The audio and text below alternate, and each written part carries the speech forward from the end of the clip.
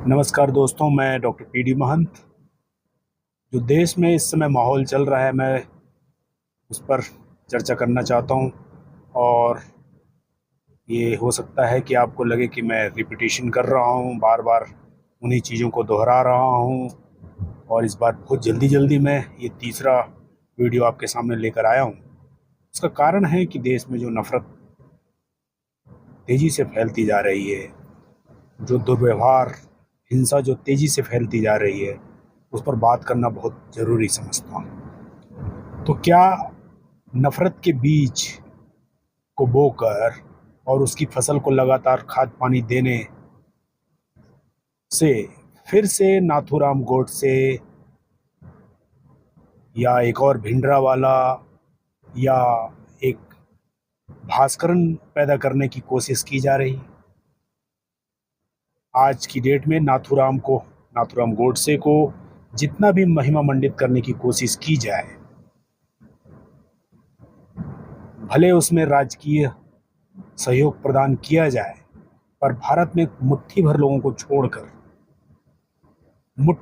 को छोड़कर ज़्यादातर लोग गांधी जी के सामने नाथूराम गोडसे को अस्तित्वहीन मानते हैं। ये तो हुई भारत की बात, लेकिन विदेश में या हमारे देश के बाहर नाथूराम गोडसे को लोग नहीं जानते। फिर हम उन्हीं नाथूराम गोडसे जी जो हैं, जिन्होंने गांधी जी की हत्या की, उसके बाद देश में क्या हालत बने थे ये सबको पता है। जबकि उस समय नेहरू, सरदार और उस समय के फ्रीडम फाइटर्स थे, उनके जैसे बड़े बड़े नेता होने के बावजूद जो स्थिति बनी थी और नफरत का जो उफान एकदम से उभर कर सामने आया था, वो किसी से छुपा हुआ नहीं है। और उसके कारण आरएसएस की जो उसमें इन्वॉल्वमेंट के आरोप लगे थे, जिसके कारण सरदार ने आरएसएस पर बैन लगाया, और वो जो कालिख लगी वो आज तक धुल नहीं पाया है। ठीक उसी तरह हम और आगे जाते हैं तो एक भिंडरावाला हुआ करते थे, जिनके उकसावे पर खालिस्तान की मांग को लेकर एक बड़ा हिंसक आंदोलन चला, और उनके खिलाफ जो कार्रवाई की गई उसे यह प्रचारित किया गया कि वो सिखों के खिलाफ कार्रवाई थी। और उसी कार्रवाई के दरमियान जो है, सिखों का जो प्रमुख धार्मिक स्थल है स्वर्ण मंदिर, उस पर जो ब्लू स्टार ऑपरेशन किया गया, उसके लिए जिम्मेदार इंदिरा गांधी जी को माना गया। और उसी की जो नफरत बोई गई थी, उसमें सिख जो सुरक्षाकर्मी जो इंदिरा गांधी के साथ में थे, उन्होंने इंदिरा जी की हत्या कर दी। उस समय भी क्या हुआ, जो उस समय इंदिरा गांधी जी की हत्या के बाद जो उत्पात हुआ, जो सिखों के प्रति जो नफरत फैली, जो कत्लेआम हुआ, आज जो सिखों के बड़े शुभचिंतक बनते हैं, उस समय के आप रिकॉर्ड्स देखेंगे तो उस जो सिखों के प्रति जो नफरत फैली थी, जिसमें हजारों सिखों ने जान गंवाई, उसमें कौन लोग थे, यह भी जानना बहुत जरूरी है। और जानकर आश्चर्य होगा कि उस समय भी इसे सिख और हिंदुओं के बीच का ही एक लड़ाई की तरह प्रचारित किया गया था। और जो उस समय जो दोनों सिखों और हिंदुओं के बीच में जो एक अविश्वास का माहौल बना था, वो आज तक कायम है। फिर हम उसके बाद और आगे आते हैं तो तमिल हितैषी के तौर पर श्रीलंका में जो तमिल हैं, उनके जो लीडर थे भास्कर,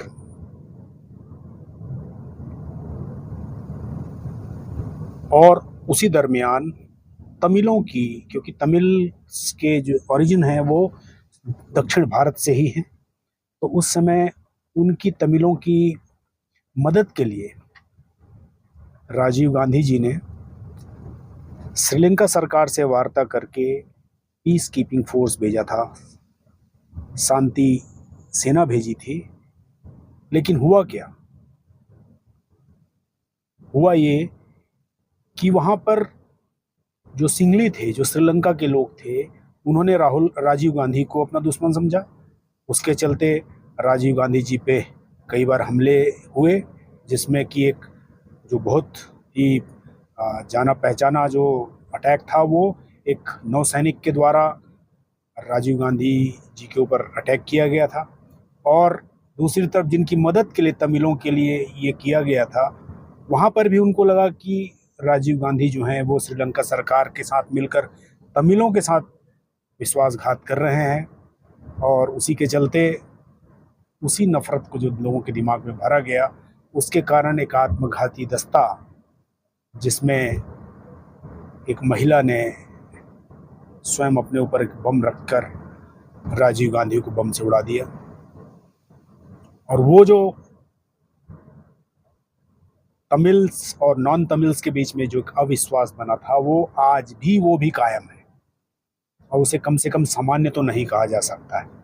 तो हम बात करें 1948 की, हम बात करें 1984 की, हम बात करें 1991 की, जहां नफरत के बीज और वो जो आपसी मनमुटाव, अविश्वास, नफरत पैदा की गई थी, क्या वो हमारे देश के लिए अच्छा था? अच्छा तो कतई नहीं था। कुछ लोग जस्टिफाई करने की कोशिश कर सकते हैं, लेकिन अच्छा कतई नहीं था। और वो जो घाव बने थे, घाव भले भर गया हो, लेकिन वो निशान छोड़ गया। वो निशान आज भी मौजूद है, जो रह रहकर अभी पंजाब में हिंदू और नॉन हिंदुओं में, तमिल और नॉन तमिलों में, और इसी तरीके से वो अलग अलग रूप में हमारे देश में चल रहा है। तो अब हम इसमें हिस्ट्री में जाते हैं। गांधी, जो पहला गांधी था 1948 का, उसे पता था कि उनकी जान को खतरा है, पर वे माने नहीं और अंतिम समय तक सार्वजनिक जीवन में रहे। और एक सभा में उनके ऊपर गोली चली। फिर हम दूसरे गांधी के पास आते हैं, इंदिरा गांधी के पास। वहाँ पर भी उन्हें ये खबर दी गई थी कि आप अपने जो सिख हैं, सिख सुरक्षा कर्मी हैं, उन्हें हटा लीजिए, कि कभी भी उनके मन में आपके प्रति नफरत है, कभी भी आपके साथ कुछ गलत हो सकता है। लेकिन उन्हें अपने सुरक्षा कर्मियों पर, सिख भाइयों पे बहुत भरोसा था। उन्होंने भरोसा किया और वो भी सार्वजनिक ही रहीं, उन्हीं के साथ रहीं, और अंत में नफरत की जीत हो गई। उसके बाद ठीक उसी तरीके से जो तीसरा गांधी था, वो तमिलों की मदद करना चाहता था, लेकिन उसके साथ भी वही हुआ। और इन तीनों गांधियों में ये चीज़ था कि वो डरते नहीं थे, डरपोक नहीं थे। उन्हें अपनी जान को खतरा था, ये पता था। उसके बाद भी वो लोगों के बीच गए, लोगों के बीच रहे और वहीं पर अपनी जान गंवा दी। और आज क्या है? आज जो है, लोग जेट सुरक्षा में हैं। कोई खबर मिलती है तो अपना कार्यक्रम रद्द कर देते हैं, दौरे रद्द कर देते हैं और कहते हैं मैं बच गया। मुझे गालियां दी जा रही हैं, आंसू बहाए जाते हैं। अब व्यक्तियों को तो छोड़िए, आप प्रश्नों से भाग रहे हैं और आप बार बार तुलना करते हैं उनसे जिनको सब पता था। आज के जो लोग हैं वो जन नेता नहीं है, मन के नेता हो गए, इसलिए मन की बात करते हैं। और वो जो ताकतवर बने बैठे हुए हैं, जो अपने आप को ताकतवर कहते हैं,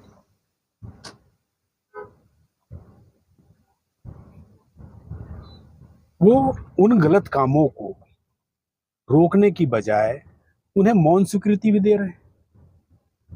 अगर आप एक थानेदार हैं और आपको कोई खबर मिलती है कि यहाँ पर ये गलत हो रहा है, तो आप उसे रोकेंगे या उनको चुपचाप मान लेंगे कि तुम पहले कर लो फिर देखेंगे? यही स्थिति आज देश की हो चुकी है।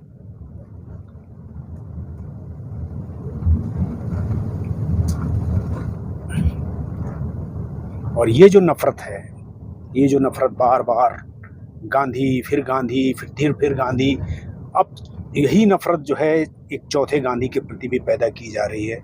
लोगों के दिमाग में भरा जा रहा है कि वो आतंकी नंबर 1 है, वो गलत बोलता है, हिंदुओं के खिलाफ है, वो आरक्षण के खिलाफ है, SC ST के खिलाफ है। लोग उनके जुबान काटने की बात कर रहे हैं, लोग उनके गर्दन काटने की बात कर रहे हैं।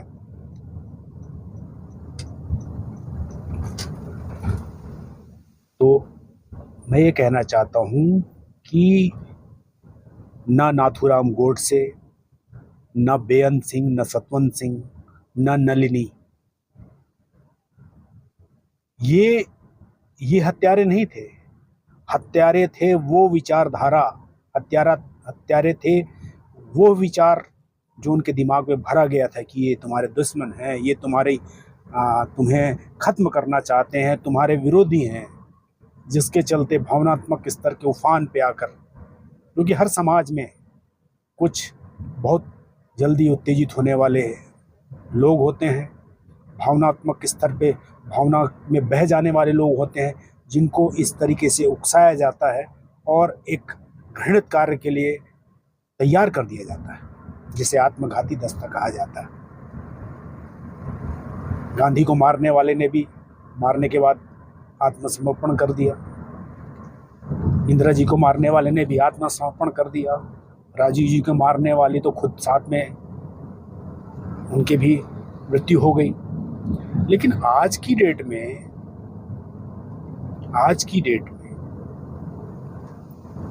अगर ऐसा होता है, ईश्वर ना करे कि ऐसा हो, लेकिन जिनको ये जिम्मेदारी दी गई है, जिनके हाथ में जिम्मेदारी है, जिनके हाथ में कानून व्यवस्था है, जिनके हाथ में इंटेलिजेंस की व्यवस्था है, जब पूरी दुनिया, पूरे देश को पता चल रहा है, खुलेआम लोग धमकियां दे रहे हैं, फतवे जारी कर रहे हैं, तो क्या ये जरूरी नहीं है कि उस नफरत को बांटने की कोशिश की जाए? आज जबकि संचार माध्यम इतना तेज हो गया है कि वो सच का लबादा ओढ़कर बहुत जल्दी भ्रमित करने लगता है, और वही होता दिख रहा है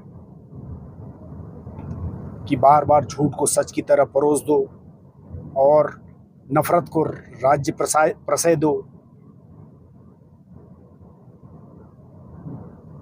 जिन्हें कानून संविधान के आधार पर काम करना है, वो जानबूझकर चुप्पी साध कर बैठ जाएं, तो सावधान हो जाना चाहिए, क्योंकि नफरत का वार किसी चेहरे के सहारे अचानक सामने आ जाएगा। उसे कोई नहीं जानता और कोई बता भी नहीं सकता कि कब कैसे क्या होगा, क्योंकि है तो मनुष्य ही, वही 2 आंख, 1 नाक, 2 कान। सामने आएगा वो कौन है जिसके अंदर नफरत भरा हुआ है या प्यार भरा हुआ है, आप चेहरे से नहीं पहचान सकते, लेकिन वो कब आ जाए सामने बहुत कठिन है। लेकिन याद रहे, नफरत से सिर्फ विध्वंस किया जा सकता है, नफरत से नफरत ही पैदा हो सकती है, निर्माण सिर्फ जो है प्रेम से हो सकता है, और प्रेम से ही देश दुनिया आगे बढ़ती है। किसी को डरा कर धमका कर आप प्रेम पैदा नहीं कर सकते, ना कोई निर्माण कर सकते हैं। इसी धरती पर अंगुलमाल जैसा खूंखार एक भिक्षु बन जाता है। इसी धरती पर डाकू वाल्मीकि जो है वो महाकवि बन जाता है। तो हिंसा और नफरत को त्याग कर कभी भी एक अच्छा व्यक्ति बना जा सकता है। उसके लिए गलत बातों पर कठोर तरीके से कार्रवाई हो, कानून की सही व्याख्या हो, त्वरित जांच हो, सच की ही वकालत हो, और मात्र यही जो चीज़ है वो देश को सही दिशा की तरफ लेकर जाएगा, वरना भस्मासुर किसी का सगा नहीं है, स्वयं का भी सगा नहीं है, क्योंकि उसने स्वयं अपने सिर पर हाथ रखा और भस्म हो गया। तो हे राजन, यह सिंहासन तुम्हें न्याय करने के लिए, खुशी बांटने के लिए, शांति स्थापित करने के लिए सौंपा गया है। और ऐसे भी आपके पास समय कम है और काम बहुत है, खास करके अपनी गलतियों को सुधारने का, रेक्टिफाई करने का। इतिहास सबका लिखा जाता है, सफेद भी, काला भी और सुनहरा भी। फैसले की घड़ी आ चुकी है और हमें भी फैसला करना है कि हम कैसा देश चाहते हैं, कैसा भविष्य चाहते हैं। और ये जो नफरत, इतने तेजी से नफरत फैल रही है, हम किसी को भी अपना दुश्मन मान लेते हैं। एक झूठी खबर, अर्ध सत्य वाली खबर, उसके आधार पर हम किसी को अपना दुश्मन मान लेते हैं। किसी कहने पर हम किसी को देशद्रोही मान लेते हैं, किसी के कहने पर हम उसको अपना दुश्मन मान लेते हैं और उसके जान के प्यासे बन जाते हैं। तो ये हमारा देश, हम ऐसा देश तो नहीं चाहते हैं। तो इस पर विचार करिएगा। नफरत को ही पैदा करती है और सिर्फ प्रेम जो है वही नफरत को खत्म कर सकती है। नमस्कार, जय हिंद।